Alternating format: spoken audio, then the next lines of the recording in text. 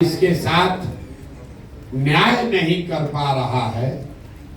आप वो ब्रिज हैं जिसके जरिए आप समाज के उन वर्गों तक व्यवस्था से हुई नाइंसाफी के वजह से जो उनको कष्ट हो रहा है या उनको जो दिक्कत हो रही है उसको कुछ आप अपनी क्षमता योग्यता के अनुसार बांटने का प्रयास कर रहे हैं। मैं सिविल सोसाइटी की भूमिका ऐसे ही देखता हूँ। हम खुद सिविल सोसाइटी में 10 बरस तक काम किए। हमने अपने जीवन की शुरुआत ही संयुक्त राष्ट्र संघ से की है और 10 बरस तक स्वास्थ्य और शिक्षा के क्षेत्र में बहुत काम किया। बहुत काम मतलब बहुत बड़ा कुछ नहीं किया, रात दिन वही करते थे, उसी से जीविका चलती थी। यहाँ भी किए, अमेरिका में भी रहे, उसके बाद अफ्रीका में भी हमने 5 साल काम किया। तो पीछे एक जो सज्जन उठकर बोल रहे थे और आप लोग सब टॉलरेंस की बात करने वाले लोग, देखिए कथनी और करनी में कितना फर्क है।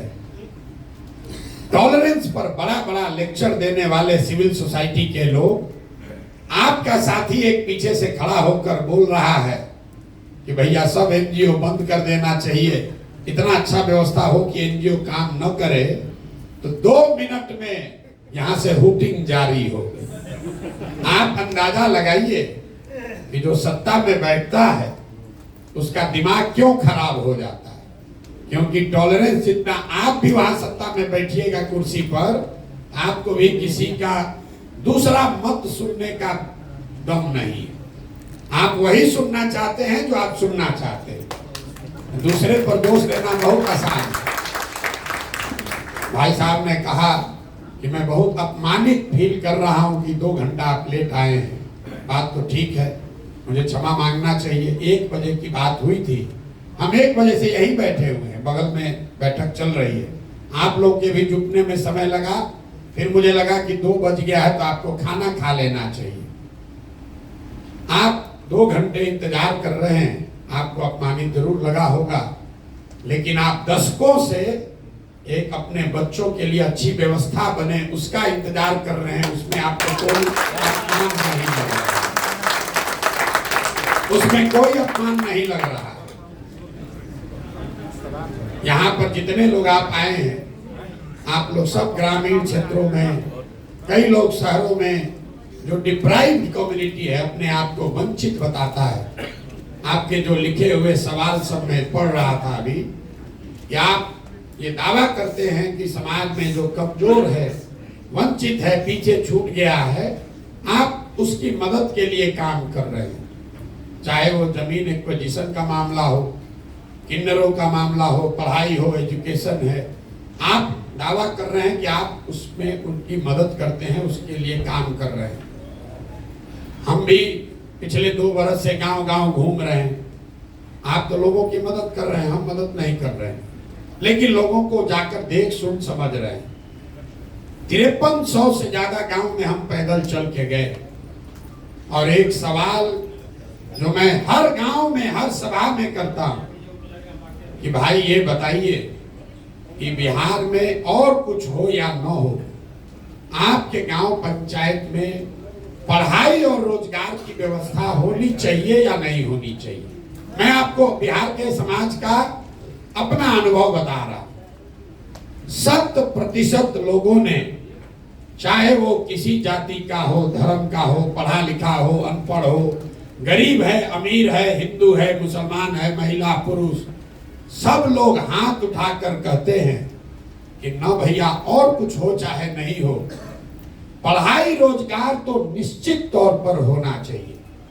मैं 2 बरस पैदल चलने के बाद ये आपको दावे के साथ कह सकता हूं कि बिहार में कोई ऐसा गांव नहीं है जहां सारी चर्चा के बाद लोगों को अगर विकल्प दिया जाता है कि बताओ 1-2 काम जो होना चाहिए वो क्या होना चाहिए, लोग कहते हैं रोजगार, पढ़ाई होना चाहिए।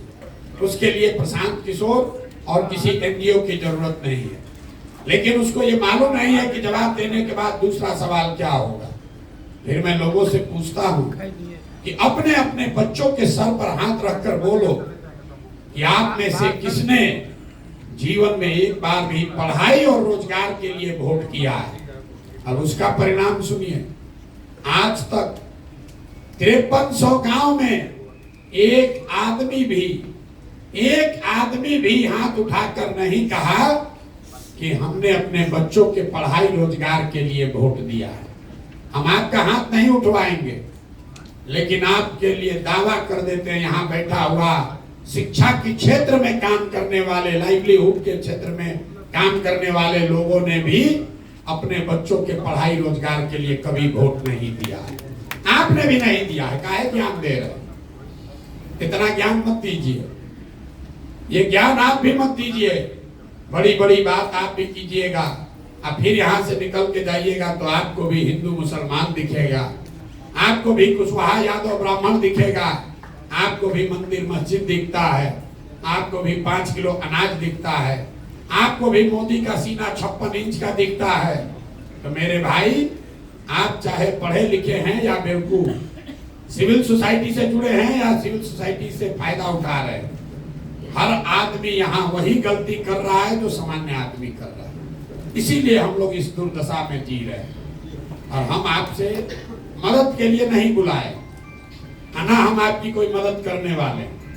कोई बता रहा है पीछे से, अभी हम उस पत्र में भी आपके सवाल में देखे, किसी ने लिखा है कि आप इतना पैसा खर्चा करके पैदल चल रहे हैं, कुछ पैसा हम लोग को देते तो हम लोग ज्यादा असर दिया है।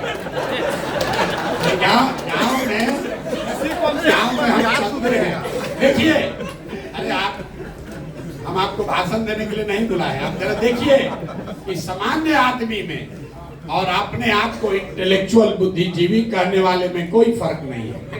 गांव में हम चलते हैं तो महिला जो बहुत गरीब है, लोग कहते हैं भैया इतना पैसा लगा के टेंट लगाए हैं, पैसा हम ही लोग को दे देते ठीक रहता। तो उसको बताते हैं कि तुम्हारी मदद क्यों नहीं करेंगे, कि भाई अगर तुम्हारी मदद कर भी दे, एक दिन मदद करेंगे, दूसरे दिन फिर हाथ फैलाना पड़ेगा। तो सिविल सोसाइटी का भी वही हालत है, देख रहा है कि जब चुनाव में इतना पैसा खर्चा हो रहा है, तो लिख के हमको सुझाव दिया पैसा हम ही लोग को दे दीजिए, तो सरकार को छोड़कर आप ही का धंधा हम लोग उठा लें।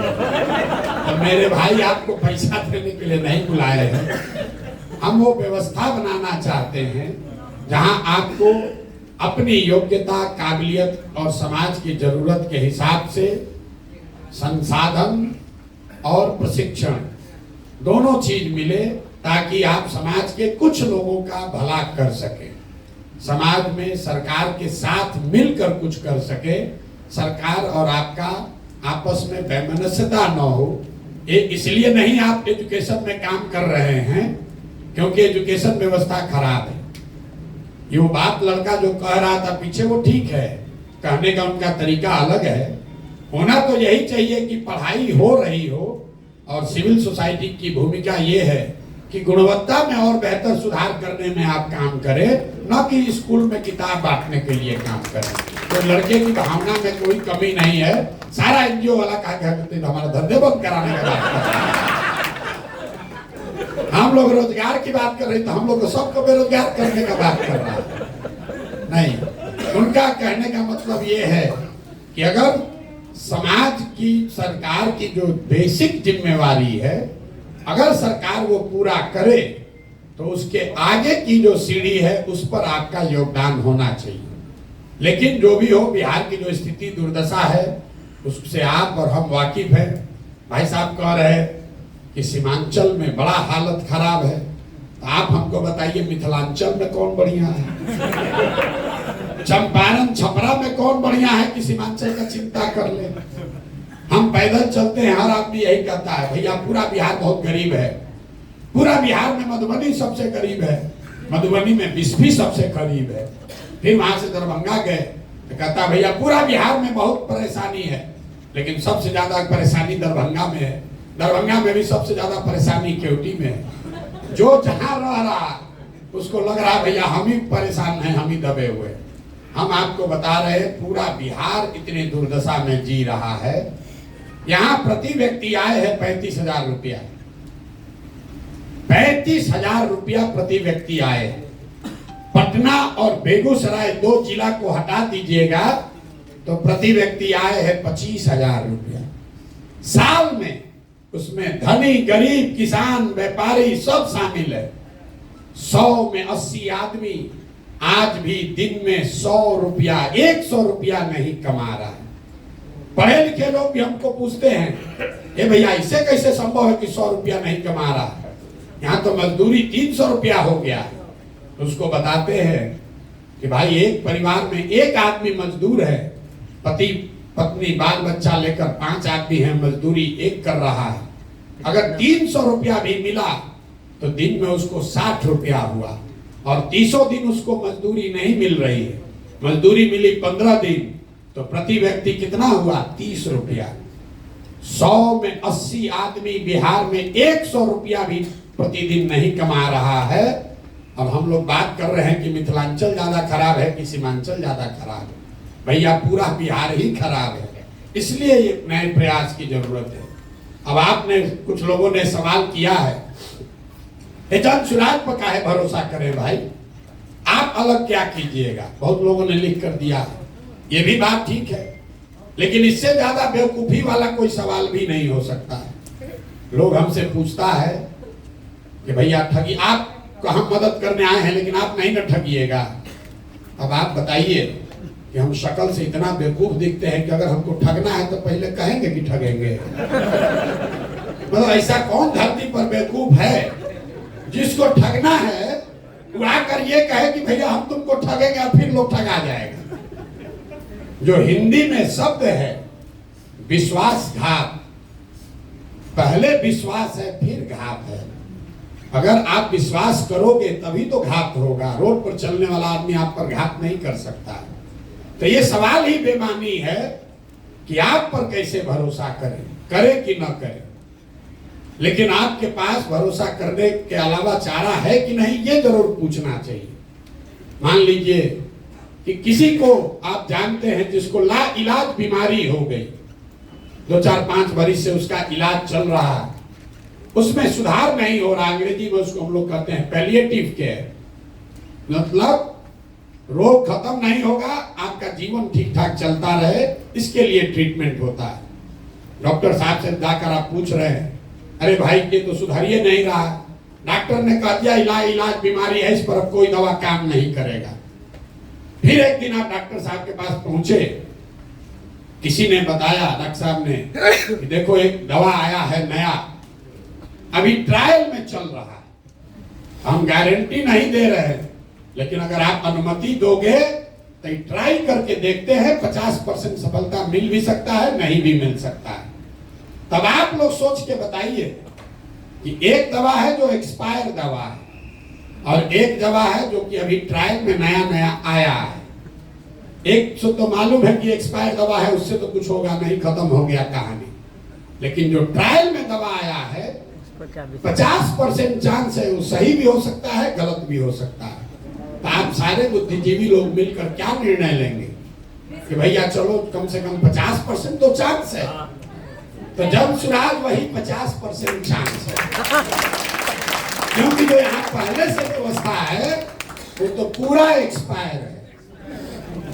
अरे जिस राज्य में थोड़ा बहुत विकास होता, वहां पर अगर कोई नया दल बनाए तो ये समाज का पूछना लाजमी है कि भाई हम इनको छोड़कर आपको क्यों दें। बिहार के आदमी को तो पूछना ही नहीं चाहिए, क्योंकि आपके पास तो कुछ है ही नहीं है। जो पहले से 3 गो दल है वो आपका खून चूस लिया, दूह कर आपको खाली कर दिया। आपको तो कहना चाहिए भाई जो मिले वही कम से कम ट्राई करके तो देखते हैं। तो जन सुराज हम आपको ये गारंटी नहीं दे सकते हैं कि हम ही सही हैं, लेकिन इतना जरूर बता सकते हैं कि जो पहले से यहाँ 3 गो दल चल रहा है, जो व्यवस्था है, उसके मुकाबले इसमें जरूर कुछ बेहतर की संभावना हो सकती है। और वो संभावना इसलिए नहीं है कि उसको प्रशांत किशोर कर रहे हैं, वो संभावना इसलिए है कि आप जैसे हजारों सैकड़ों लोग मिलकर इसको बनाने का प्रयास कर रहे हैं, और इसको बनाने में, आगे चलाने में जितना अच्छे लोगों का सहयोग, उनकी भागीदारी रहेगी, उतना ज्यादा सफलता की संभावना ज्यादा होगी। किसी एक व्यक्ति के कह देने से कि हम आएंगे तो ठीक हो जाएगा, हम पर भरोसा कर लो, इससे बड़ा कोई झूठ हो नहीं सकता। पीछे से एक जेपी सेनानी साहब खड़े हुए, उन्होंने बहुत अच्छी बात भी कही हमारे लिए, जन स्वराज के लिए अच्छी बात उन्होंने कही, उसके लिए आपका धन्यवाद कर रहे हैं सर। लेकिन कई लोगों को यहाँ बैठे हुए लगता है, लोगों ने प्रश्न भी भेजा है हमको कि भैया जेपी के आंदोलन से बिहार नहीं सुधरा, अन्ना का आंदोलन का हम लोग हसर देख लिए, तो आपके इस प्रयास से बिहार कैसे सुधरेगा, जन स्वराज से कैसे सुधरेगा। तो मेरे भाई, हम आपको इतना ही कह सकते हैं कि प्रशांत किशोर का आंदोलनों में कोई यकीन नहीं है।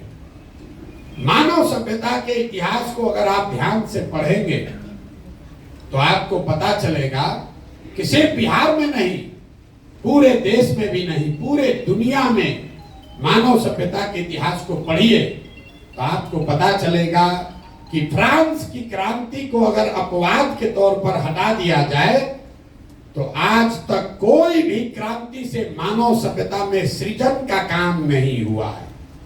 आंदोलन सृजन का हथियार नहीं है, यह आपके मन में भ्रम बैठ गया। आंदोलन सृजन का हथियार नहीं है। आंदोलन वो तेज हथियार जैसा है जिससे आप बड़े से बड़े वृक्ष को काट सकते हैं, लेकिन कितना भी धारदार हथियार हो उससे आप पौधे को वृक्ष नहीं बना सकते। तो समाज में जो सृजन का काम है वो आंदोलन से नहीं हो सकता है। आपने देखा जेपी आंदोलन हुआ, उस आंदोलन की धार इतनी थी कि तब की सत्ता में बैठी इंदिरा गांधी को सत्ता से हटा दिया गया। अन्ना आंदोलन का प्रभाव ये हुआ कि यूपीए की सरकार हट गई, लेकिन जेपी के आंदोलन से नए बिहार, नए भारत का सृजन नहीं हुआ। क्यों नहीं हुआ? क्योंकि वो आंदोलन सृजन के लिए नहीं था, वो आंदोलन उस समय के सत्ता में बैठे हुए लोगों को हटाने के लिए था। जन स्वराज में हम किसी को हटाने का प्रयास नहीं कर रहे। हम लोगों ने 2 बरस में कोई धरना, प्रदर्शन, बंद नहीं किया, किसी की मदद नहीं की, कोई घेराव नहीं किया, किसी के खिलाफ कुछ नहीं बोले। समाज को जाकर एक रास्ता बताने का प्रयास किया कि क्या करने से तुम्हारी व्यवस्था, तुम्हारी गरीबी दूर हो सकती है। और गरीबी दूर होने का 3 ही रास्ता पूरे दुनिया में विद्वानों ने बताया है। 3 ही रास्ता है गरीबी से निकलने का। एक रास्ता है पढ़ाई, दूसरा रास्ता है जमीन, और तीसरा रास्ता है पैसा, पूंजी। अगर आप पढ़े लिखे हैं, आपको नौकरी हो जाए, तो नौकरी न भी हो, कोई रोजगार भी करने लगे, तो आपकी गरीबी इसी बिहार में, इसी मिथिलांचल सीमांचल में जो लोग पढ़ लिख कर नौकरी करने लगे, उनकी जिंदगी थोड़ी सुधर गई। लेकिन बिहार में 2/3 से ज्यादा लोगों को पढ़ने की सुविधा आज तक नहीं दी गई। दूसरा रास्ता है जमीन का। अगर आप पढ़े लिखे नहीं हैं, आपके पास जमीन हो, तो खेती किसानी करके भी लोगों का जीवन सुधर सकता है। लेकिन बिहार में, इतने बड़े राज्य में, देश का शायद एकमात्र ऐसा राज्य है जहां भूमि सुधार, यहाँ कोई काम नहीं किया गया भूमि सुधार को लेकर। नतीजा क्या है? एक आंकड़ा याद रखिए, पूरे देश में 38% लोग ऐसे हैं जिनके पास कोई जमीन नहीं है। बिहार के ग्रामीण क्षेत्र में 60% लोगों के पास जमीन है ही नहीं, तो खेती करेगा कैसे? और जो बच गए 40% लोग जिनके पास जमीन है, उस 40 में 35 आदमी ऐसे हैं जो 2 बीघे से कम के मालिक हैं। तो जो बिहार में खेती होती है, ये कमाने का जरिया नहीं है, खेती यहाँ खाने का जरिया है। आप गांव देहात में सुनते होंगे, लोग कहता है कि हम कटिया करने आए हैं, रोपनी करने आए हैं, कमाने के लिए लुधियाना जाएंगे। लोग ये बता रहे हैं कि रोपनी करने आए हैं, कमाने के लिए लुधियाना जाएंगे। मतलब रोपनी इसलिए करने आए हैं कि बाल बच्चा के खाने का जुगाड़ हो जाए, कमाने के लिए बाहर जाएंगे। तो यहाँ की जो खेती है, यहाँ का जो भूमि का जो प्रोडक्टिविटी है, वो इतना कम है जिससे लोगों का सिर्फ पेट भर रहा है। और तीसरी बात, जब आपके पास पढ़ाई नहीं है, जमीन से प्रोडक्टिव इनकम नहीं है, तो एक ही रास्ता बचा। अगर लोगों के पास पैसा, पूंजी होता तो कोई ना कोई रोजी रोजगार हर आदमी कर सकता है। आप में से कई लोग लाइवलीहुड के फील्ड में काम करते होंगे, लेकिन बिहार में पूंजी की इतनी कमी है कि यहाँ सीडी रेशियो है 40%। बहुत कम लोग इसकी चर्चा करते हैं। बिहार में सीडी रेशियो है 40%। मतलब जो पैसा आप और हम बैंक में रखते हैं, बैंकों की जिम्मेवारी है कि अगर आप 100 रुपया बैंक में जमा कीजिएगा तो कम से कम 70 रुपया लोन के तौर पर समाज को उपलब्ध होना चाहिए। घर बनाने के लिए, गाड़ी खरीदने के लिए, बिजनेस व्यापार करने के लिए, खेती करने के लिए। भी पूरे देश में अभी सीडी रेशियो है 74%, बिहार में ये रेशियो है 40%। इसका नतीजा क्या होता है? इसका नतीजा ये है कि पिछले 30 वर्ष में बिहार से 26 लाख करोड़ रुपया, जरा समझिए, 26 लाख करोड़ रुपया आपका, हमारा, बिहार की गरीब जनता का जो यहाँ बैंकों में जमा हुआ, उसमें से 26 लाख करोड़ रुपया बैंकों ने बिहार से उठाकर दूसरे राज्यों में भेज दिया। आप सोच रहे हैं कि 2000 करोड़ का कोई फैक्ट्री लगाए, कोई चीनी मिल चालू करे, कोई जूट मिल लगाए। हम आपको बता रहे हैं 26 लाख करोड़ रुपया, ये मेरा आंकड़ा नहीं है, रिजर्व बैंक ऑफ इंडिया का आंकड़ा। पिछले वर्ष यहाँ बिहार की गरीब जनता ने यहाँ के बैंकों में टोटल पैसा जमा किया 4,61,000 करोड़ रुपया, और 4,61,000 करोड़ में से 70% के हिसाब से कम 2,80,000 करोड़ रुपया बिहार के लोगों को मिलना चाहिए था, रोजी रोजगार के लिए, व्यापार के लिए, घर के लिए, गाड़ी के लिए। मिला कितना? 1,61,000, 1,61,000 करोड़। बाकी पैसा कहाँ गया? बाकी पैसा गया आंध्र प्रदेश, गुजरात, तमिलनाडु, केरल, कर्नाटक। वहां पर सीडी रेशियो कितना है? वहां पर सीडी रेशियो है 90, 95, 100, 105। अगर आंध्रा में बैंकों में 100 रुपया जमा हुआ तो आंध्रा के लोगों को 105 रुपया कर्ज मिला। बिहार के लोगों ने 100 रुपया जमा किया तो हमको, आपको 40 रुपया मिला। आप अंदाजा लगाइए, बोलचाल की भाषा में समझिए, कहता है सीडी रेशियो क्या होता है। अगर आप जितने लोग आए हैं सबके पास मोटरसाइकिल, कार होगा, लेकिन अगर बैंक से आपको गाड़ी, मोटरसाइकिल के लिए लोन न मिले तो 90% आदमी गाड़ी, मोटरसाइकिल नहीं खरीद पाएगा। सबका लोन से ही आप मोटरसाइकिल खरीदे होंगे। वो पूंजी की उपलब्धता है कि आपके पास मोटरसाइकिल का ओनरशिप बढ़ा। जब पहले मोटरसाइकिल के लिए लोन नहीं मिलता था, गांव में 4 गो 5 गो मोटरसाइकिल था, अब हर महीने 1500 रुपया दीजिएगा, मोटरसाइकिल मिल जाता है।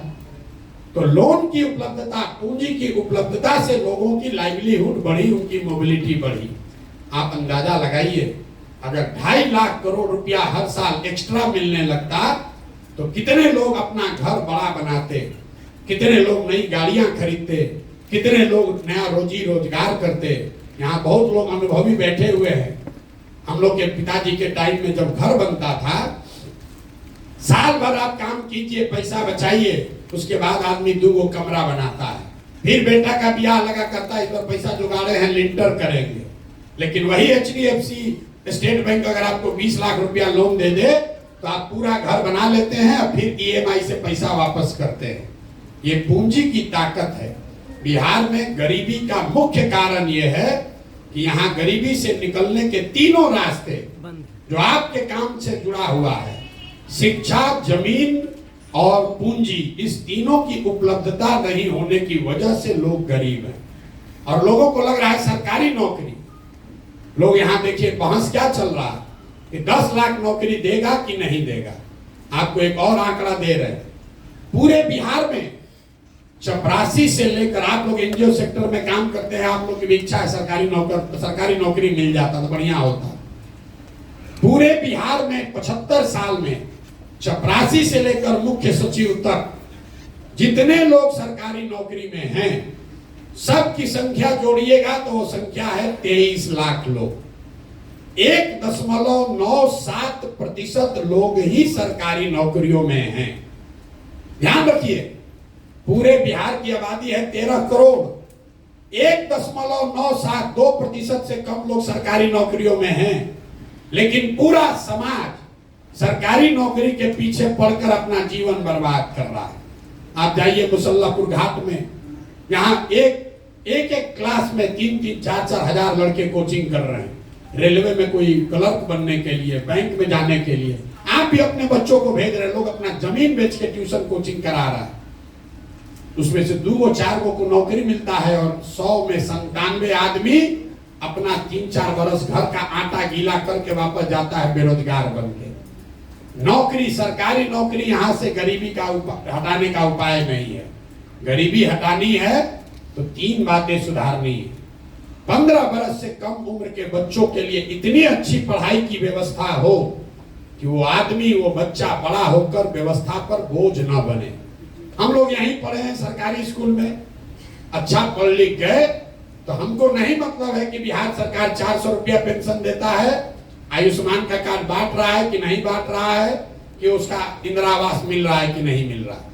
हम व्यवस्था पर बोझ नहीं है, जो कमाते हैं उस पर टैक्स देते हैं, व्यवस्था को मजबूत करने में अपना कुछ न कुछ योगदान कर रहे हैं। अगर इनकम टैक्स नहीं भी दे रहे हैं तो आप बड़े कंज्यूमर हैं, 20,000-30,000 रुपया कमाते हैं, खर्चा करते हैं, तो जो चीज आप खरीद रहे हैं उस पर जीएसटी लग रहा है 18%, 20%, तो समाज के प्रति आपका योगदान है।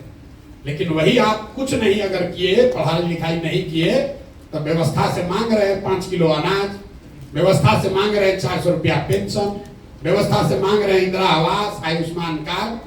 तो जन स्वराज की पहली सोच है कि सबसे पहले 15 साल से कम उम्र के बच्चों को पढ़ाने की इतनी अच्छी व्यवस्था बनाई जाए कि वो आगे व्यवस्था पर बोझ ना बने। दूसरा पिलर ये है कि 15 साल से 55 साल के उम्र के लोग जिनको अब वापस पढ़ाया नहीं जा सकता है, लेकिन उनके पास कुछ न कुछ काम करने की क्षमता, स्किल है, अच्छा है खराब है लेकिन कुछ न कुछ क्षमता है, उन लोगों के हाथ में पूंजी दिया जाए ताकि वो मजदूरी से निकलकर कुछ न कुछ छोटा मोटा व्यवसायी बन पाए। और तीसरा प्रयास ये है, तीसरा पिलर ये है कि 60 वर्ष से ज्यादा उम्र के लोगों को कम से कम 2,000 रुपया पेंशन जरूर दिया जाए ताकि वो एक डिग्निफाइड लाइफ जी सके। अब तीनों का आप समझिए। बहुत आदमी कहता है तो ऐसे भाषण दे दिए कैसे होगा। अगर 60 साल से ज्यादा उम्र के हर व्यक्ति, महिला पुरुष को 2,000 रुपया मासिक पेंशन देना है तो बिहार सरकार को अभी जो पैसा खर्च हो रहा है उसके ऊपर 6 से 8,000 करोड़ रुपया साल का लगेगा। बिहार सरकार का टोटल बजट पिछले साल का है 2,46,000 करोड़।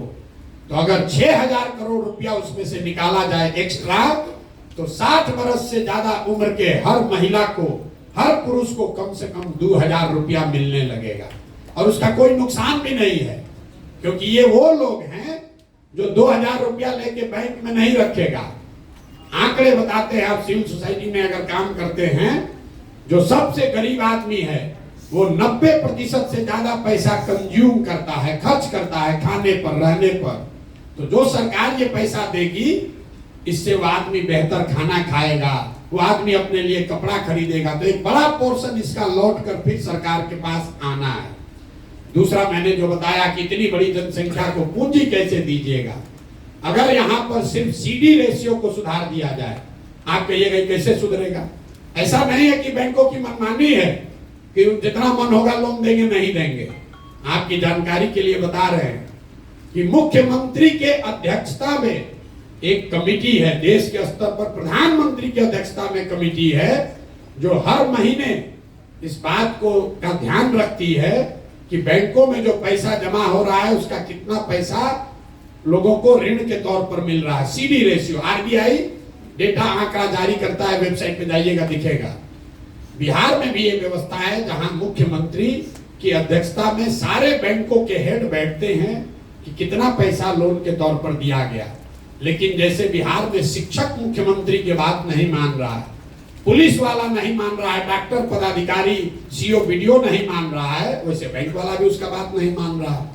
लेकिन अगर सरकार की नीयत ठीक हो तो सीडी रेशियो को 3 से 6 महीने में ठीक किया जा सकता है।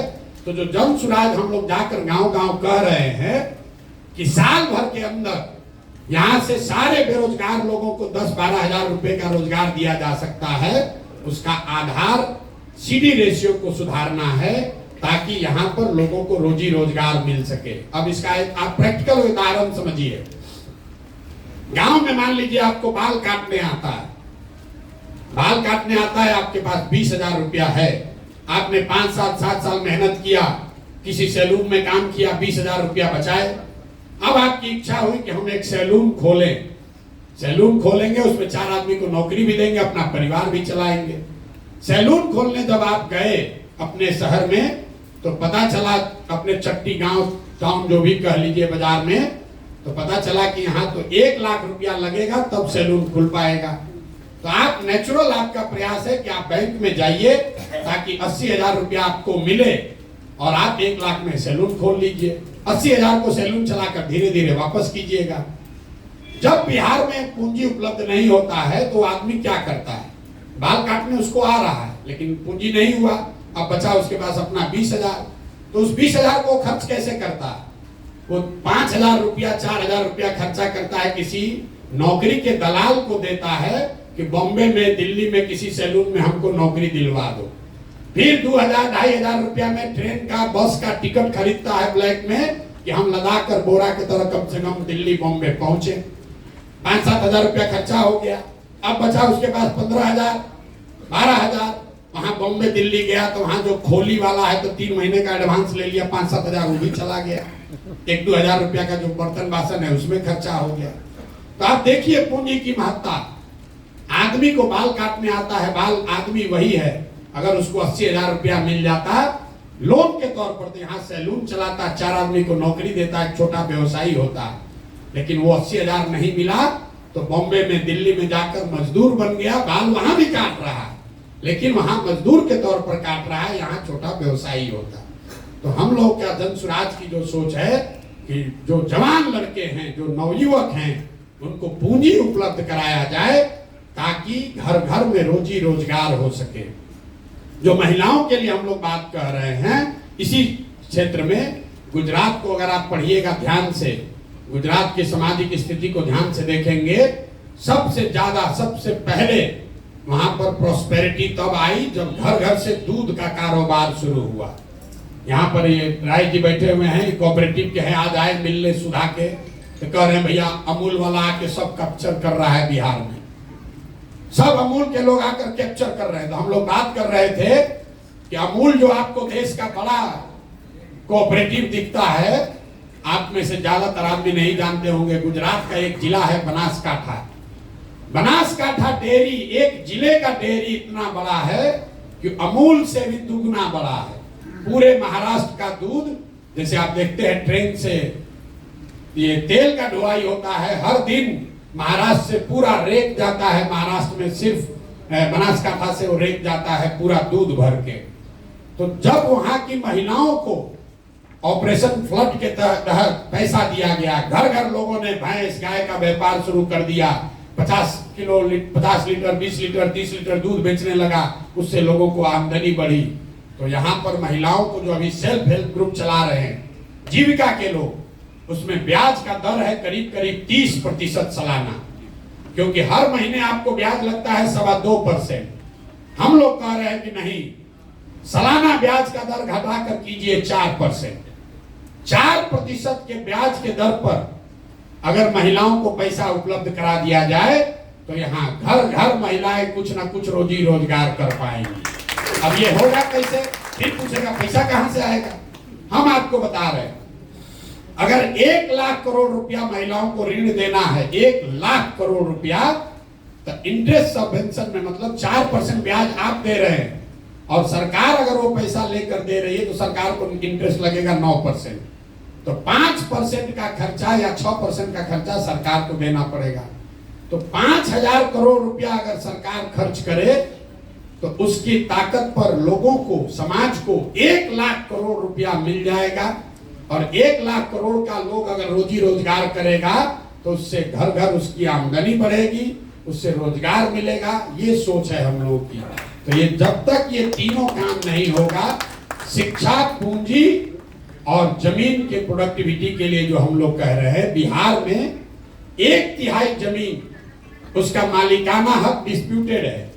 अगर आप लोग गांव देहात में काम करने का अपने अनुभव का दावा करते हैं तो आपको मालूम होगा 1/3 FIR जमीन के विवाद से जुड़ा हुआ।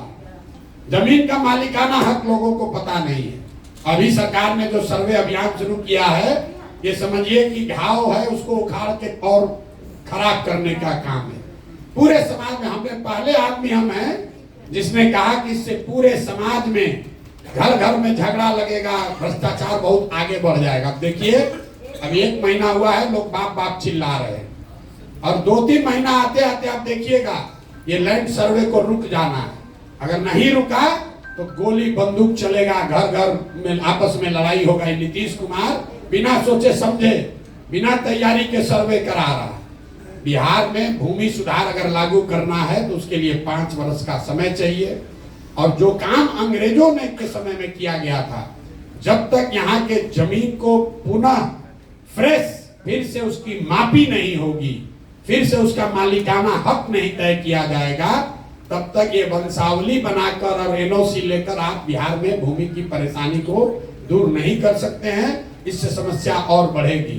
तो हम लोग का जो पूरा प्रयास है, शिक्षा 15 साल से कम उम्र के बच्चों को इतनी अच्छी शिक्षा दी जाए कि वो व्यवस्था पर बोझ न बने।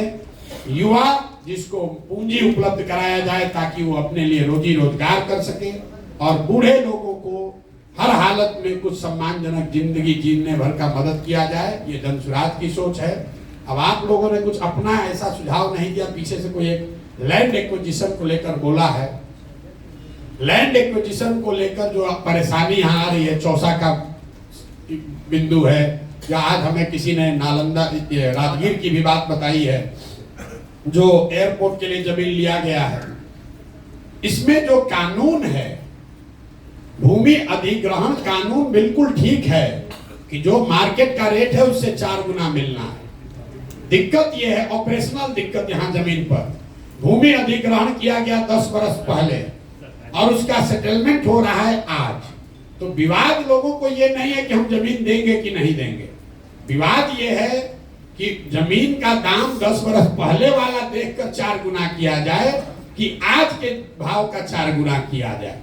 सरकार का ये कहना है कि भाई अधिग्रहण तो 10 वर्ष पहले हो गया, प्रोजेक्ट पास हुआ 10 वर्ष पहले, बजट पैसा आया 10 वर्ष पहले के हिसाब से, आज मुआवजा बट रहा है। तो लोग जब बट रहा है तो कह रहा है कि आज के हिसाब से दो, और सरकार क्या कह रही है कि हम तो 10 वर्ष पहले के हिसाब से बजट किए हुए हैं, तो हम तुमको आज के हिसाब से कैसे देंगे। तो ये प्योरली ऑपरेशनल दिक्कत है, ये नीतिगत मामला नहीं है। देश में भूमि अधिग्रहण को लेकर कानून बना हुआ है। मोदी सरकार ने 3 बार उसको हटाने का प्रयास किया, वापस नहीं हटा पाए। वो कानून बना हुआ है कि आज के मार्केट रेट से 4 गुना आपको पैसा मिलना चाहिए, लेकिन जिस दिन जमीन का अधिग्रहण हुआ उस दिन के मार्केट प्राइस से, 20 वर्ष के बाद का नहीं। तो इसमें कुछ जो जमीन जिनका है उनका भी गलती है। जब जमीन मिला, जब अधिग्रहण हुआ तब पैसा लिया नहीं, सोचता बढ़ेगा तब लूंगा। फिर 5 वर्ष के बाद आके सरकार ले रहा है तो कह रहा है जिस दिन आपको अधिग्रहण की सूचना जारी हुई है उसी डेट के हिसाब से पैसा मिलेगा। और आप चाह रहे हैं कि अब आज हम उस पर साइन दे रहे हैं, कंसेंट कर रहे हैं, तो आज हमको पैसा मिले। तो ये इसमें ऑपरेशनल दिक्कत है, ये नीतिगत मामला नहीं है। बाकी और कोई सुझाव आपका विशेष हमने देखा नहीं। जन सुराज को लेकर आपने जो सवाल किए हैं, तो किसी ने ठीक कहा, जन सुराज पर जितने भी तरह के सवाल हैं उस सवाल का जवाब तो हम लोग हर दिन दे ही रहे हैं गांव गांव जाकर। आपकी क्या भूमिका होनी चाहिए, आपकी भूमिका क्या होनी चाहिए, उसके लिए मैं अक्सर एक ग्रीस के बहुत बड़े दार्शनिक हैं प्लेटो, उनका एक कोट बताता हूं। प्लेटो ने बहुत सैकड़ों साल पहले कहा, if you do not participate in democracy be ready to be ruled by your inferiors. मतलब अगर आप राजनीति में भागीदार नहीं बनिएगा तो इस बात के लिए तैयार रहिए कि कोई मूर्ख आदमी राजा बनकर आप पर शासन करेगा। तो आप लोग जो सिविल सोसाइटी के पढ़े लिखे प्रबुद्ध लोग हैं, हम ये नहीं कह रहे हैं कि आप एनजीओ छोड़कर, सिविल सोसाइटी छोड़कर राजनीति में आ जाइए, लेकिन राजनीतिक और सामाजिक सरोकार से अपने आप को अगर आप हटा लीजिएगा तो समाज में जो गलत लोग हैं, जो लंपट है, बदमाश है, माफिया है वही आपका राजा बनकर आप पर शासन करेगा। फिर आप चाहे जितना डेमोन्स्ट्रेशन करते रहिए, जितना बार जाकर ज्ञापन दीजिए, बालू माफिया अगर शिक्षा मंत्री है तो वो शिक्षा के क्षेत्र में काम करने वाले एनजीओ से बात नहीं करेगा। उसको तो बालू से कमाने से फुर्सत होगा तब ना आपसे बात करेगा। अगर शराब माफिया स्वास्थ्य मंत्री हो जाएगा तो आप कितना भी ज्ञापन दे दीजिए, कितना आंकड़ा डेटा दे दीजिए, वो समझने वाला नहीं है। तो आपकी जिम्मेवारी ये है कि अपना काम करते हुए समाज को इस बात के लिए तैयार कीजिए कि भाई तुम अपने बच्चों के लिए वोट करो, अपने पढ़ाई रोजगार के लिए वोट करो। फिर मैं उसी आदमी की बात कहूंगा जो पीछे जिसके नाम पर आप लोग वोटिंग किए कि भैया हम एनजीओ चला रहे हैं, कितना दिन तुम्हारे बच्चा को पढ़ाएंगे। जब सरकार अच्छी बन जाएगी, अच्छा स्कूल होगा, तब सबके बच्चे अच्छा पढ़ेंगे। इसलिए अपने बच्चों के पढ़ाई के लिए वोट दो। बालू माफिया, शराब माफिया को वोट मत दो। जाति के नाम पर मत बिको। जितने लोग आप हैं, आप भी अपनी ओर से प्रयास कीजिए। ये प्रशांत किशोर का अकेला अपना प्रयास नहीं है। ये प्रशांत किशोर कोई कर्जा नहीं खाए हैं बिहार का कि हम ही को करना है। ये आपकी हमारी सबकी जिम्मेवारी है। मानवता का ये तकाजा है कि अगर आपका पेट भर जाए तो अपना पेट भरने के बाद अगर आपके पास कोई साधन, शक्ति, समय, व्यवस्था है तो जिसका पेट नहीं भरा है उसकी चिंता आप कीजिए। ये भी सिविल सोसाइटी का आपका मूल मंत्र है।